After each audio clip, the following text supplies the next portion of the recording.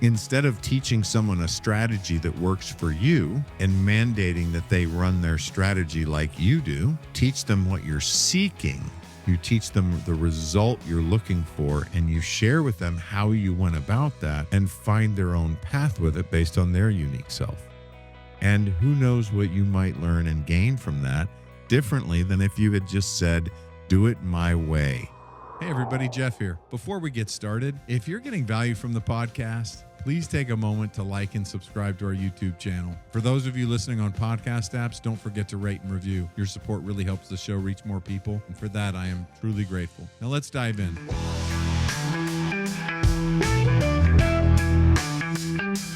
Welcome to The Point with Jeff Spikes, the show about achieving goals, embracing growth, and finding your true path. And now, here's your host, Jeff Spikes. Hello and welcome to The Point. This is your host, Jeff Spikes, and what an exciting time it is to be alive. You are one in a million. You are more rare and unique than one in a million, just like everyone else. It's pretty interesting to think about what does one in a million mean and what does unique mean? Comments have come up a lot lately about the idea of this terminal uniqueness, this egotistical, egomaniacal, that was a mouthful, egomaniacal viewpoint of being unique and innately gifted in what you do.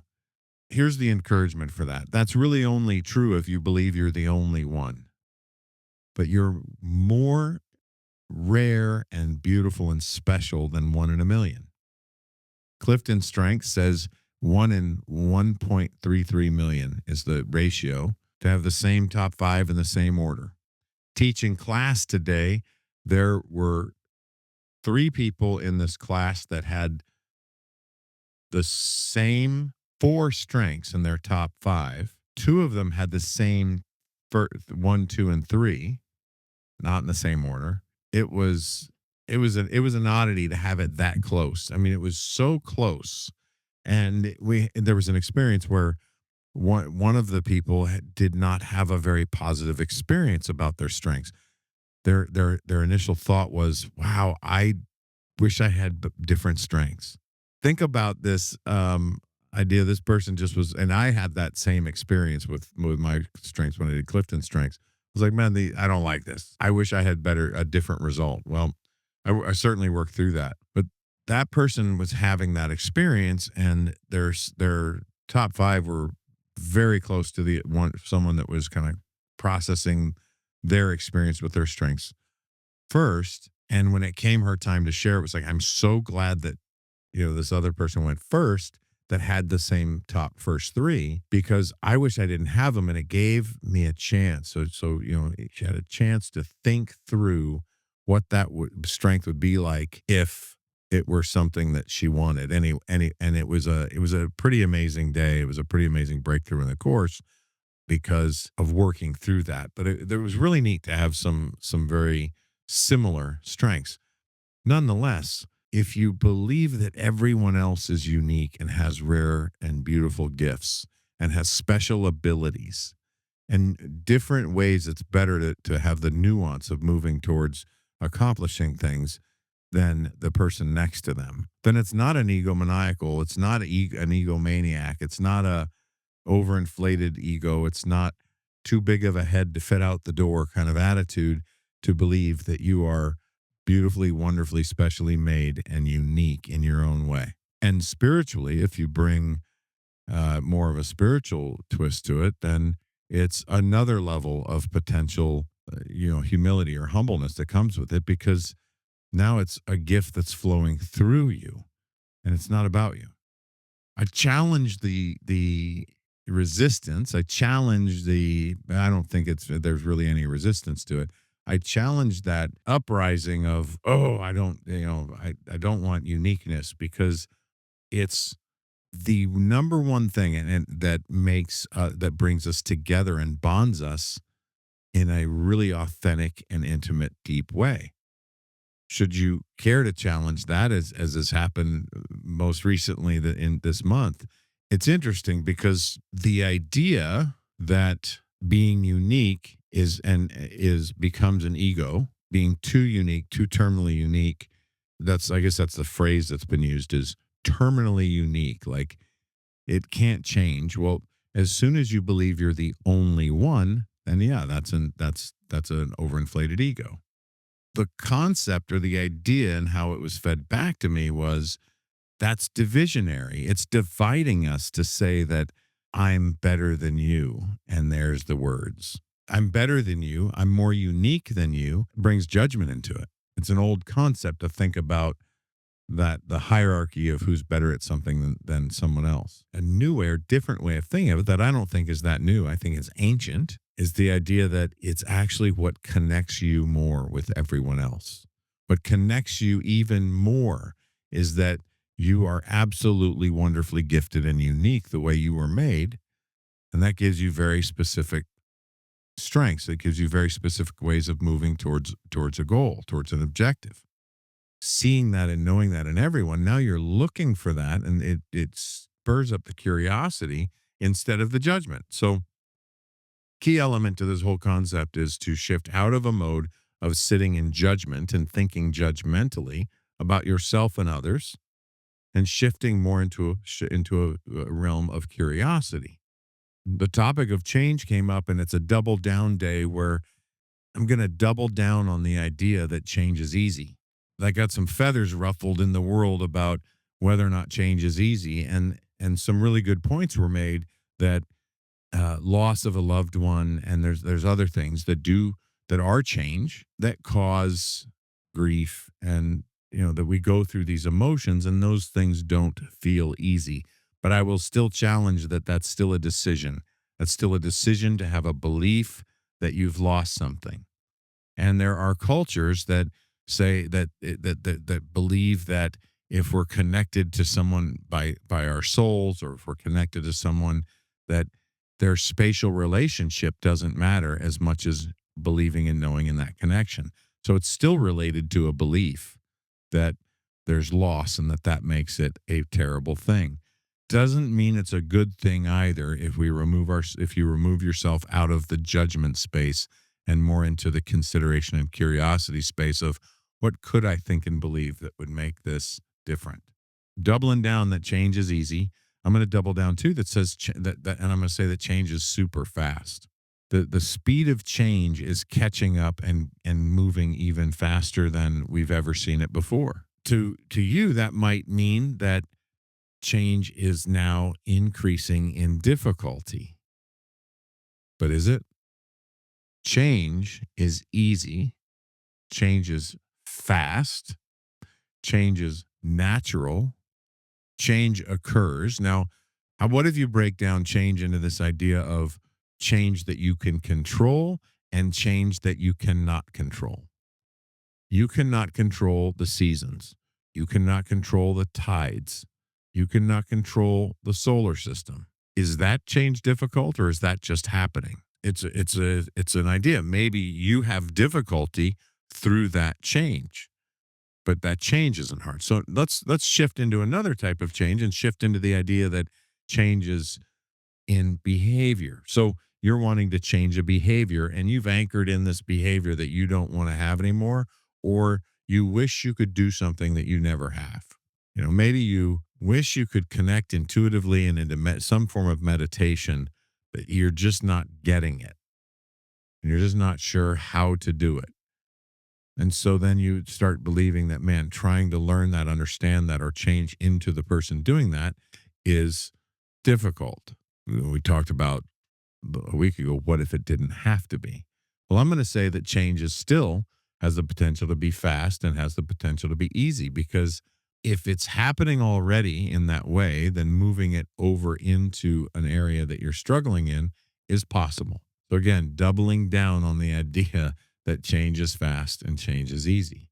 It's you and your connection to whatever it is that you wish wouldn't change that makes it difficult. And then you're in a position of being at choice. Now that brings up a whole nother world, especially if you've had some tragedy happen. And that is not meant to be minimized here. If you've had some tragedy and you're having some grief and from trauma, and you're going through some type of a healing from trauma, that might completely alter what you're thinking about when it comes to change. But even yet, there's methods and things that can go through that work.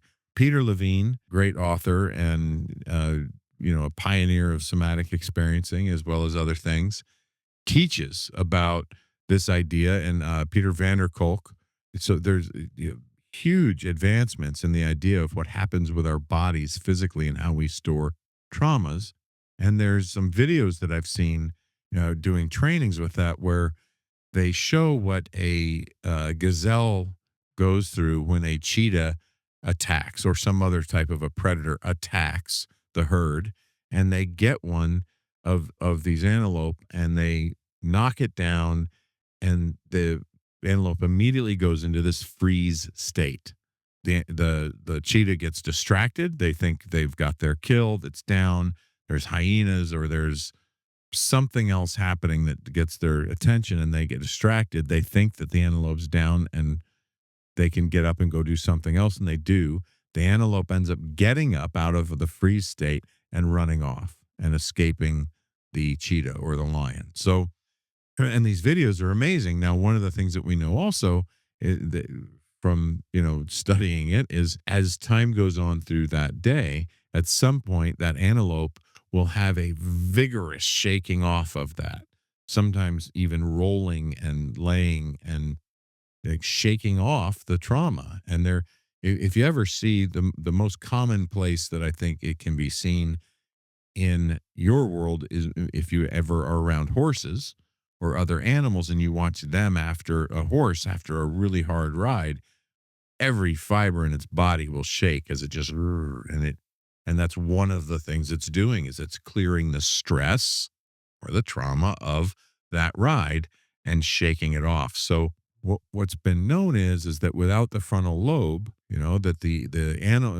animal species don't have the frontal lobe, that thinking part of the mind that allows them to stop the process of noticing a physical change in their body, and they instinctively and naturally shake off that, and it is then easy. So what's making change difficulties even after trauma is an inability to shake it off, something happening in your thought process that is telling you that not to shake it off, not to act a certain way, not to feel a certain way. Your thoughts, your beliefs are what is making change difficult, slow, painful, and hard. Digging in just a little bit deeper on this double down of the of thinking through that change is easy. Let's just go into this world of trauma really quickly and talk about a story. And one of the reasons that we know that this is true is that a good friend of mine had a sibling that was the same age. They were very close in age, and they went through a significant amount of trauma. There was a brutal death in their family, and there was alcoholism in with their parents, and they were constantly, as children, long before they ever needed to, staying between their parents and taking care of their parents and chasing their parents down and keeping their parents from getting in trouble from drinking too much. It caused a lot of issues, and there was a lot of trauma involved in that. They were super young, being taken to bars and sitting out in the car forever and just having to save and rescue their parents quite a bit. Well, one of the reasons that we know that it's about, again, this idea that you're uniquely and amazingly made, right? So let's bring back into this picture that you are 1 in a million unique. You're more than 1 in a million unique, just like everyone else. Therefore, you have a very unique and specific way that you can process things or that you can work towards accomplishing a goal. So let's just put that back into the framework now and talk about trauma and change. And one of the things that we know is that these two people went through a very similar experience. They were in most of the situations together, and they took two very different directions. One of them started drinking and became, it brought on a ton of problems with alcohol and other substances on themselves. And the other did some of that, but they took an entirely different turn and did not seem to be encumbered by the trauma and from the problems. So one person just through their belief system and how they were thinking absorbed the problem and took it on and struggled through life with all of these traumas that happened as they were growing up. And the other one shook it off and kept moving and seemed to have an unencumbered life.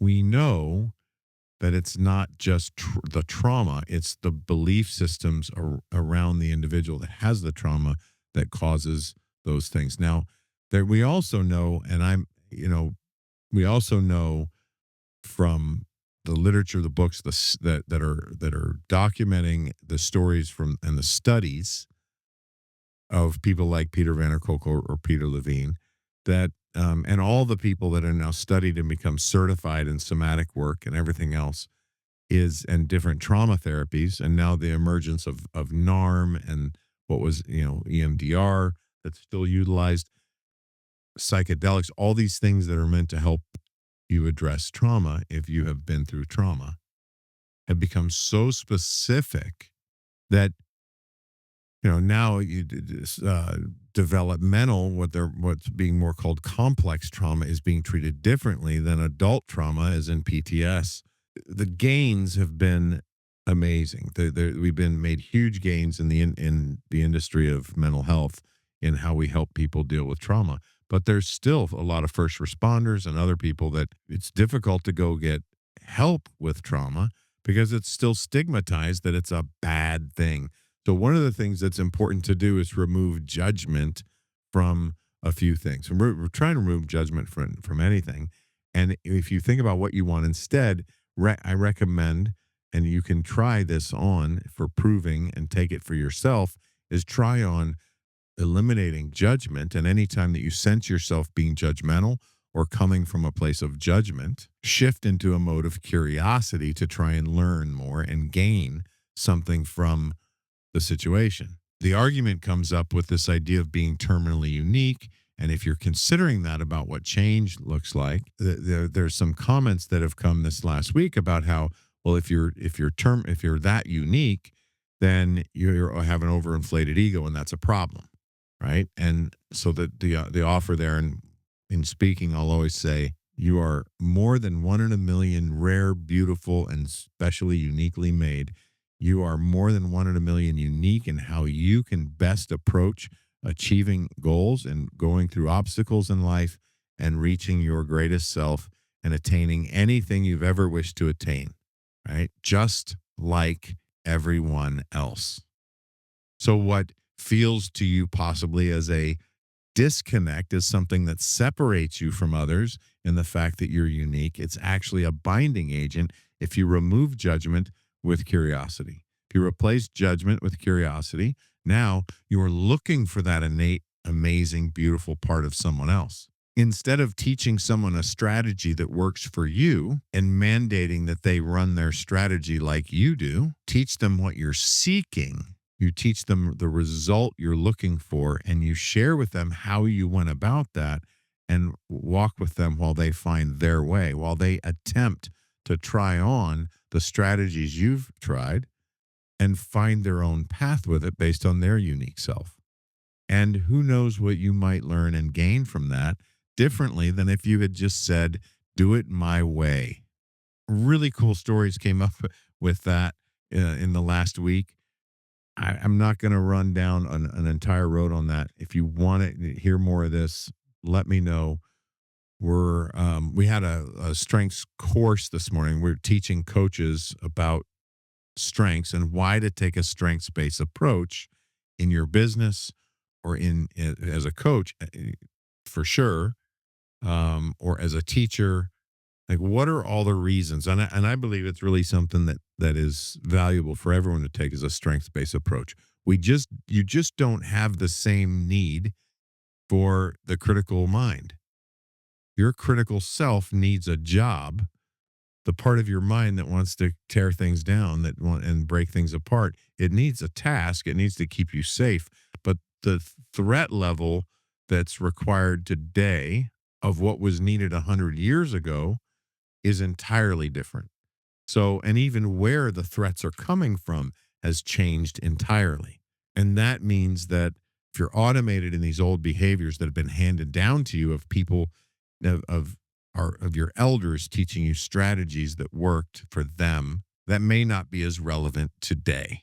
Somebody asked me really clearly for some examples of what that looks like. And one of them would just be basically thinking about theology and looking at what type of scripture is available now that's considered to be to be accurate, or something that could be included in scripture as scripture that was not put in the Bible based on the King James version. Whereas 50 years ago, if you talk to a pastor, they'd be grabbing a Bible saying this is the only word of God and this is the way it is and nothing else is.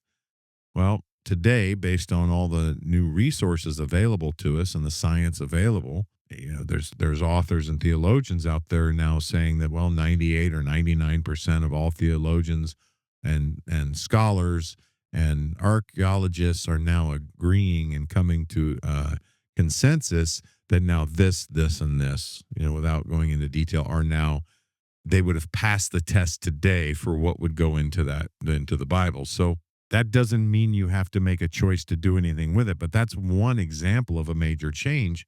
Another one is how we even frame how certain things are talked about and said in that realm. So that's another tangent that we can go down. And if you want to hear me talk more about that, let me know, and I will make that a topic of one of these talks. But you know, spirituality is changed a lot from the push of religion moving and having this push of religion where the pastor has all of the information and the people get to listen and blindly go along, and it's become a relational in many places. It's growing and growing and growing in the relational world of people connecting to the Holy Spirit, to the Trinity, to God, to Christ, and to and in other, even in other religions, there's this increasing of relationship and connection and how many things are done.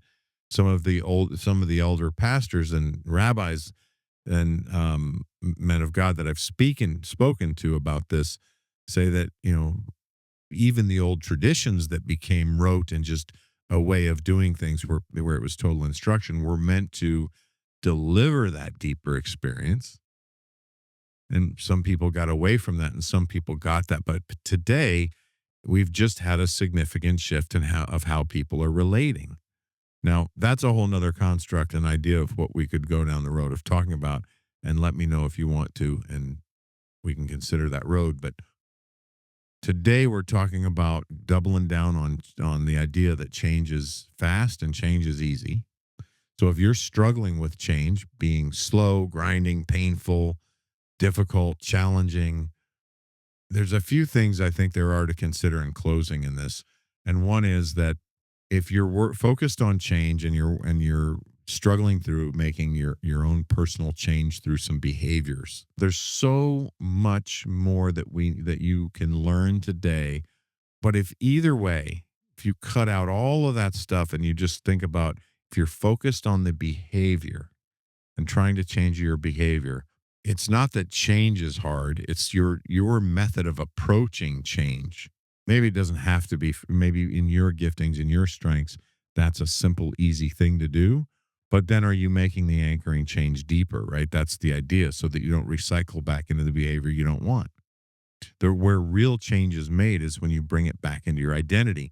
One of the number one causes of problems that happens with use disorders and with other type of dysfunctional behavioral issues that people have is that you've attached a strategy that was working at some point that stopped working, and you've attached that to your personality and to your psyche and your identity of who you are. And you don't, if you didn't have that, it completely takes a piece of you away. The idea is, first, disconnect any of these strategies from your identity and from your personality and become more flexible, open, and free to practice multiple strategies and behaviors. Make your behavioral world a testing of expressing gratitude and expressing different values in your life of what's important to you, which is the number one reason why you're always hearing this idea of creating these huge visions for your life, having the biggest dream or the biggest picture. Somebody recently said that the idea of there was an accusation thrown at me at you're just a name it and claim it kind of guy. You just want to throw out a word and say you believe it and then have it be true. And it's like, no, that would suggest that I'm not willing to roll my sleeves up and do any real work. That would suggest that I'm not, willing to dig in and put in the time. And that's just not so. We've changed industries, we've changed entire ways of being of companies to literally change how things can happen in this world. You notice all the multi-unit retailers and multi-unit restaurants, and there's so much that's gone into change around that as far as the identity of these delivery companies and in the delivery of the facility companies. And we could go on and on talking about what's different and new today because of sustaining different change. But what happens is you take the identity of something first and get flexible with those outer strategies that you're using, and you'll be a lot more successful because change happens fast and easy on that identity basis. That's why the 4 minute mile, all of a sudden, more people could do it once one person broke the barrier because it changed the belief and the value and the understanding of whether or not it could be done. And all of a sudden it was happening. That's why landing on the moon created this full on thing in the US and in our country where all of a sudden companies could tap into that energy of having new innovation and could charge more for it, even if they were improving their profits by adding a chemical into the food or by creating some new product. They could increase the price and increase their profits because the American people were so proud of the accomplishment and wanted to be connected in their identities to this idea of fast pace of growth and change.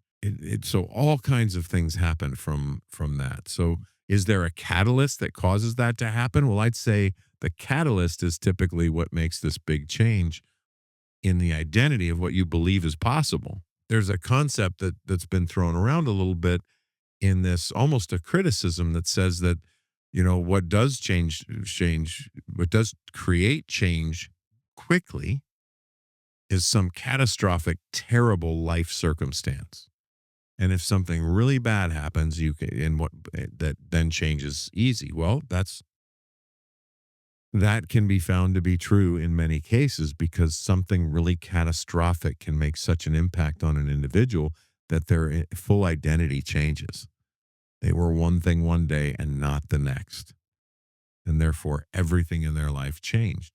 I welcome you and invite you to consider this idea. I welcome and invite you to drop judgment and shift that into curiosity. Really breathe into and embrace the idea that you are absolutely more unique than one in a million, just like everyone else. And that understanding and knowing your uniqueness, your strengths, the greatness about you, and not just knowing it, but working within that best version of yourself, within your greatest self, towards accomplishing the goals and dreams that have been put in your heart that make and your what make you uniquely you. Man, that's where things become simple and easy and because you're in flow, and that we can back away from teaching the strategies, the common strategies used, and help people learn their own strategies around the behaviors that we're trying to move forward with. There's that comes from this idea we were talking about it today in this strengths course that we taught, and it was this concept about how there's certain things that have been taught that you just need to learn the way that it's taught, and that's it. But if everyone's really unique, that someone needs to take it and make it their own. Well, here at the point, it's a huge consideration. It's a huge encouragement to take anything and make it your own. turning companies, sometimes you'll hear, well, we've done this already. We've tried this before. You go to a team and start talking to them about, well, that won't work for us. So we tried it already. You can walk through a whole list of things that have been tried. But the question becomes, if it becomes a repeating pattern of, we've tried this, we've tried this, we've tried this, we've tried all these things, then one of the things that's the most powerful to ask yourself if you're in that situation is, what's kept you from taking one and owning it for yourself? So, well, we brought in this new learning method and we adapted Jack Canfield's way of doing things, or the Rockefeller method of doing meetings, or whatever it is. We've tried that. We brought in a consultant and they made a big list for us and all these things. Great. What kept you from owning it for yourself and making it your own and moving forward and creating the change that was given? Well, it's usually about a choice. And it's usually about a choice to not make a change that is being required of you or that you're being asked to make. So all of these things can cause frustration and give you a perception that change is difficult and that sometimes things can't change even. You might be in a rut where you think change is impossible, but I'm telling you, change is so fast and things happen more faster than you can ever imagine when you get all the gears working in the right direction and there's a complete flow. And that's why there's all this unbelievable growth. You will not deny that there's been miracles that have happened. Rapid, fast-paced change where overnight something was completely different. People that were paralyzed that all of a sudden could walk. I was talking to someone yesterday about that, and he goes, I've met them. I've met people. And this is a significant marathon type athlete, someone that does really significant challenges with running. And I believe maybe even triathlons and Ironmans. And he had met them. So you can't shy away from the idea that there's been rapid, fast-paced change and instantaneous healings and overnight successes and all of these things. What's stopping you is something in your belief system that's keeping you from going there. And if you're sitting there saying that change is hard, that's a great place to start. So doubling down on the idea that even with the feedback that's come in, doubling down that this is a challenge and this is something to look at and really challenge your beliefs. And if you want to make a change, consider it on an identity level and on a values level. And because if you change the value, the behaviors will change as well. If you change the identity, but then it's important to be committed. It's important to give yourself permission. It's important to allow yourself to have a better version of yourself emerge. And sometimes there's other reasons or fears or apprehensions that are built within you that are critical to unwind first, or you won't get there. But you'll never find those things if you're only focused on the behaviors. The behaviors are typically the farthest away from the pivot point of change. So focus on the world from your beautiful, rare, and unique viewpoint and perspective. Again, remove judgment and shift if anytime you sense yourself feeling judgment, use that as a trigger to practice curiosity and learn more about what it is that's happening in and around you. Consider what your relationship is to yourself and to change and to these concepts of beliefs and values. Be more intentional. Let's experience the world changing together. So that's it for today. Peace out. That's the point. The show about achieving goals. Thank you for joining us for another amazing episode of The Point with me, Jeff Spikes. Please visit jeffspikes.com for everything you would need to know to engage with me offline. And lastly, thank you for your time, your attention, and your consideration. This is The Point.